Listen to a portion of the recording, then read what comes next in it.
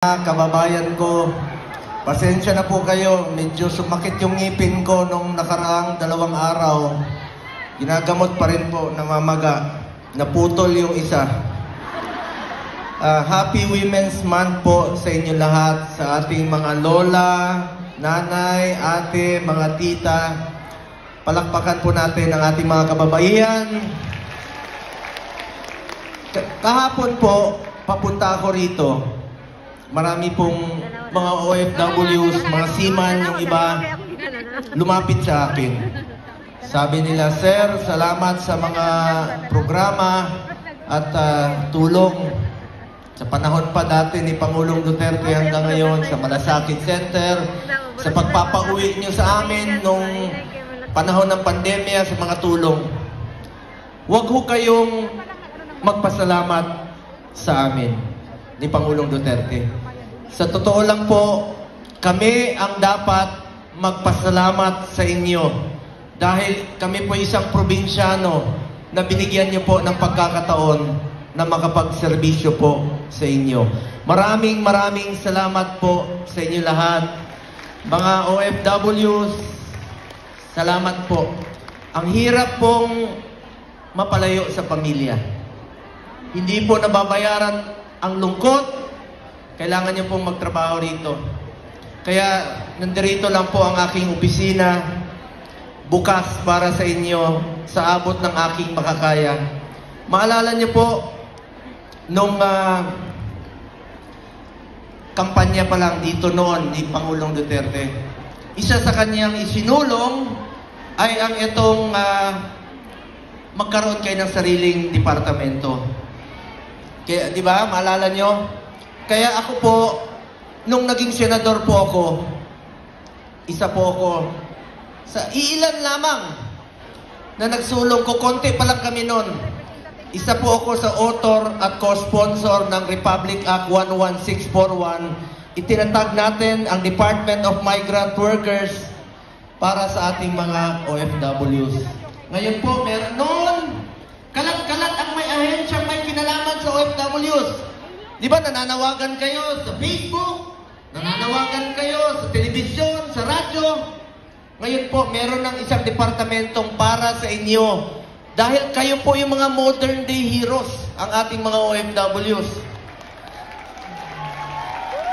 Sa ilalim ng batas na ito, na ating isinulong sa Department of Migrant Workers, andyan na po yung POEA, Philippine Overseas Labor Offices, International Labor Affairs Bureau, Office of the Undersecretary for Migrant Workers, National Reintegration Center for OFWs, at Overseas Workers Welfare Administration o OWA.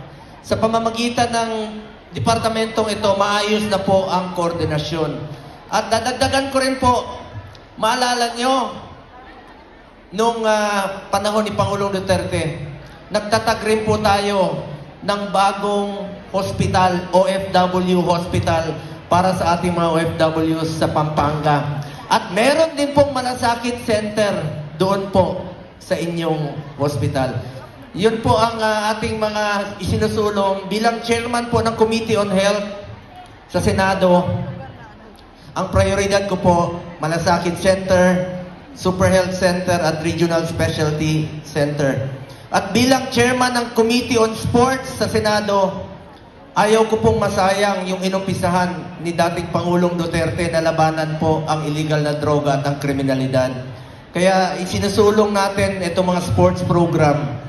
At proud lang po ako bilang chairman ng Committee on Sports sa Senado. Nakamit po natin ang first ever gold sa 2020 Tokyo Olympics. At ngayon naman sa 2024, meron na rin tayong 2 gold po. At meron tayong eskwelahan sa New Clark City, National Academy of Sports. Isa po ako sa author at co-sponsor ng batas na yan kung saan po pwede na mag-aral at the same time mag-training ang student athletes. Chairman din po ako ng Committee on Youth sa mga kabataan. Kayo po ang kinabukasan ng bayang ito. Mag-aral po kayo ng mabuti. Yan po ang puhunan natin sa mundong ito. Edukasyon. At maraming salamat. Ulitin ko lang po, hindi ko nahabaan ang aking sasabihin. Bukas po ang aking opisina sa ating mga OFWs. Sipag, pagmamalasakit po at serbisyo ang pwede kong ialay sa inyong lahat. At tandaan po natin, gusto ko rin pong ang pagpupulong na ito ay pasasalamat po kay Pangulong Duterte. Ako mismo, nakasama ko po siya noon. Parati rito, pabalik-balik po sa Hong Kong. Nakita ko po kung ano yung ginawa niyang pagsasakripisyo at pagmamahal sa ating kapwa Pilipino. Kaya nararapat lamang po na bigyan natin siya ng pasasalamat. Do, alam kong ayaw niyang pinapasalamatan siya. Kilala ko po siya. Pero nararapat naman po, halos more than half of his life, pagsiservisyo po sa kapwa Pilipino. Palakpakan po natin ang ating Tatay Digong, ang nag-iisa nating Tatay Digong. Maraming salamat po muli sa inyo. Meron lang po akong sasabihin, sana po'y maalala ninyo sa mahabang panahon. Mga kababayan ko, minsan lang po tayo dadaan sa mundong ito. Kung ano pong kabutihan na pwede natin gawin sa ating kapwa, gawin na po natin ngayon dahil hindi na tayo babalik sa mundong ito. Ako po ang inyong Senator Kuya Bongo. Patuloy na magseserbisyo sa inyo lahat dahil ako po'y naniniwala na ang serbisyo po sa tao, serbisyo po yan sa Diyos. Mabuhay po ang Pilipinas! Mahalin po natin ang ating kapwa Pilipino. Maraming salamat po. Mahal na mahal ko kayong lahat, mga kababayan ko.